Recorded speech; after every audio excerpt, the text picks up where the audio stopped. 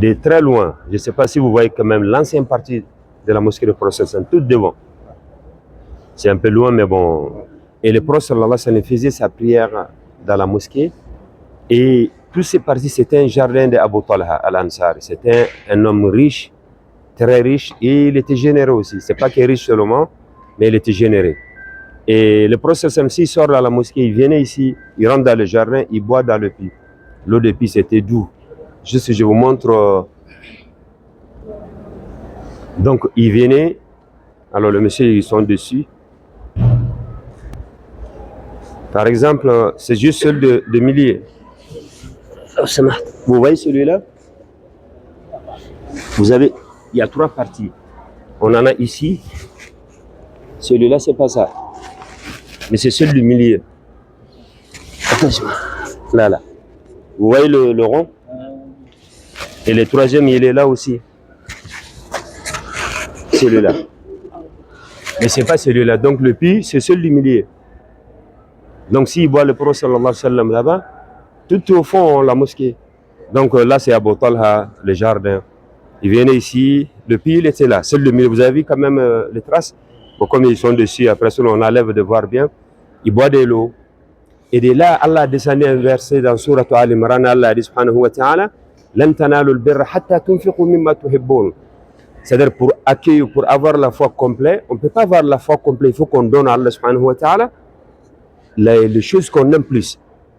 Notre richesse, le mieux tu donnes à Allah subhanahu wa ta'ala. Et Abu Talha, lui, il a dit au Prophète sallallahu alayhi wa sallam, il a dit, les jardins que tu vois, ça je donne, ça fait sabilillah. C'est pour ça là, si on est là, vraiment, ça nous fait rappeler uniquement les noms généreux, pieux, qui craignent Allah subhanahu wa ta'ala, qui ont tout donné à Allah subhanahu wa ta'ala. Et ce qu'on doit retenir aussi, le Prophète sallallahu alayhi wa sallam, il n'a pas voulu dire oui, il accepte tout.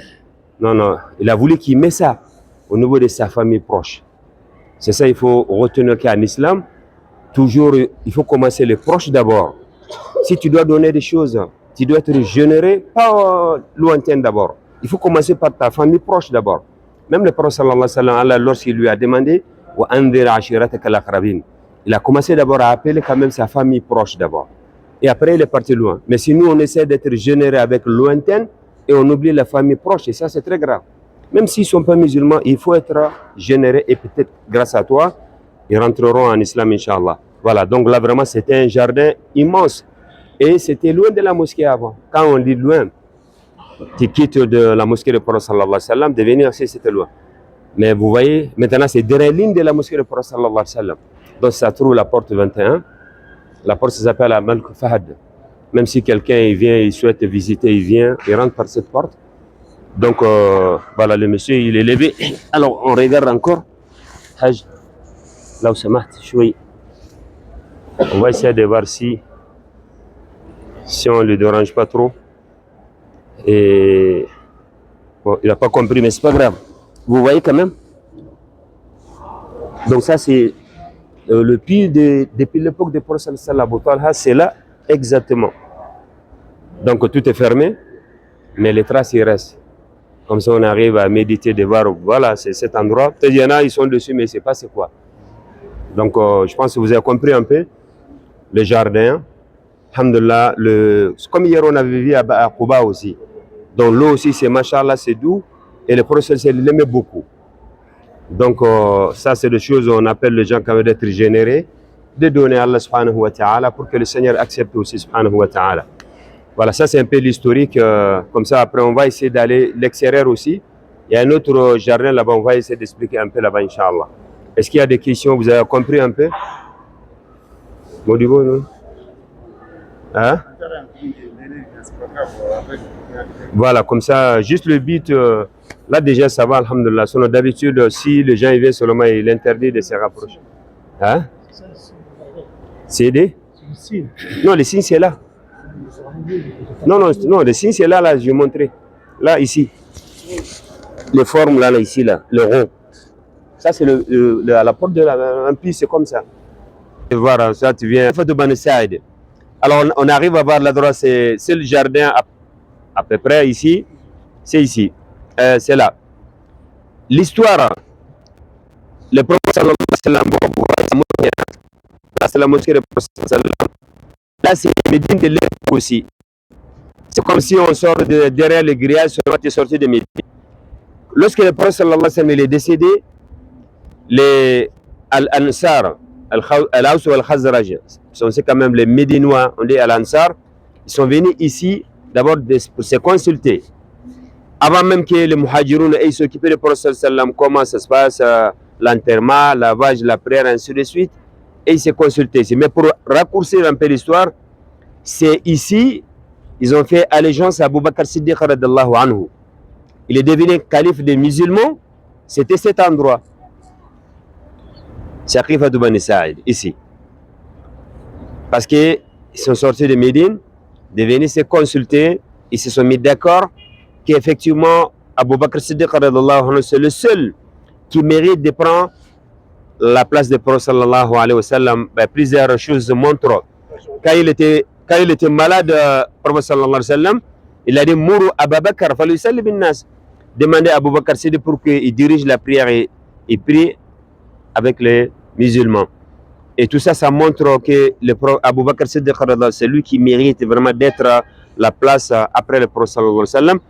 Il a soutenu, pas que lui tout seul, sa famille. Donc on arrive à voir dès qu'on retourne ou dès qu'on repart, ou on part à la Mecque, Inch'Allah, Ghar Saour, Ghar Hira, pas Ghar Hira, Ghar Saour, comme il était avec le prophète sallallahu alayhi wa sallam, il n'y a pas que lui, sa famille aussi.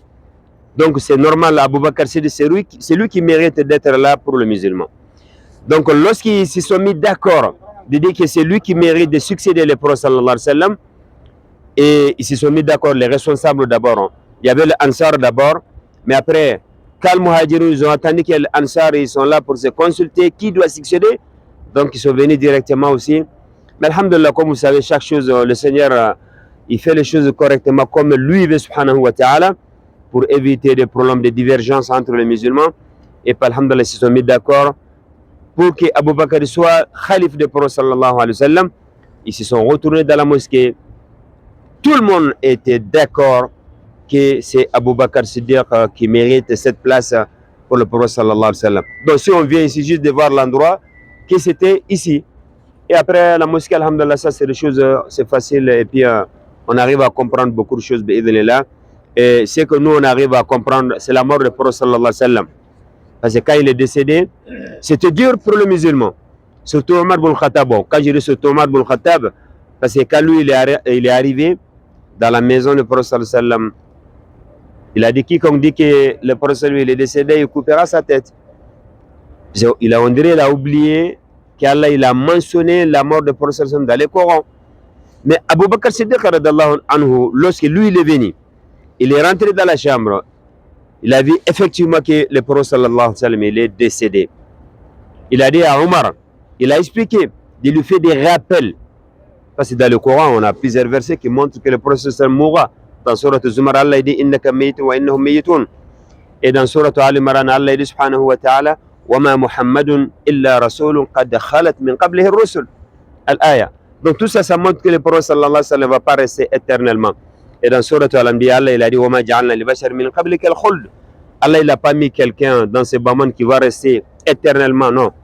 Donc si le prophète il est parti, donc les autres aussi, donc on ne parle pas bi'idhnillah. C'est de là Abu Bakr il a fait comprendre.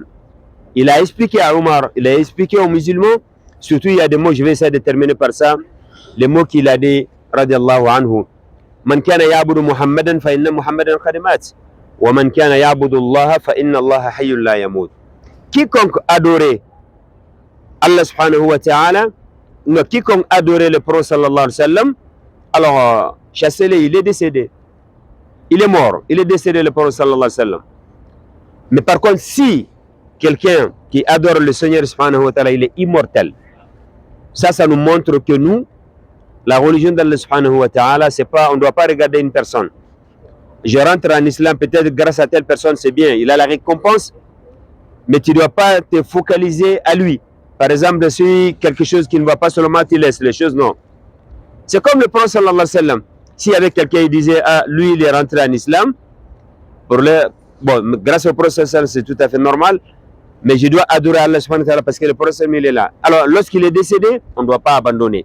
C'est ça, Abu Bakr, il a fait comprendre aux musulmans. Mais si on adore Allah, c'est lui qui reste, il est immortel subhanahu wa ta'ala. Qu'Allah nous fait comprendre notre religion et surtout qu'il nous donne du courage aussi à continuer d'œuvrer, d'adorer le Seigneur subhanahu wa ta'ala comme Allah subhanahu wa ta'ala. Walhamdulillah rabbil alamin. Yo, on a bouchiné quoi sur un oui. Tu ramènes avec toi, c'est ça? Alors, on a tourné on a quoi sur un canne d'ingani. Otike dingira begwadi irani wote saqifatu bani sa'id. Faris sallallahu alayhi wa sallam gafati brabedi. Ansaru nulli ke dingira ukananku. Nali awa akanuna sere sugandi onati Sa'd bin Mu'az. Na Kenya kirsengu kuna nenyi na seranya kirsenga. Yonk alhamdulillah watu nanti awa detega be wano na haru gamaro deteke suringani. Meugum dana lukube ko kenda yin muhajirun kungo misere keringani. Farin kaburunga o yere wote na kabura akompendi. Wona na hayi wan kawana hurun challendo gollun kutunya mobe digani.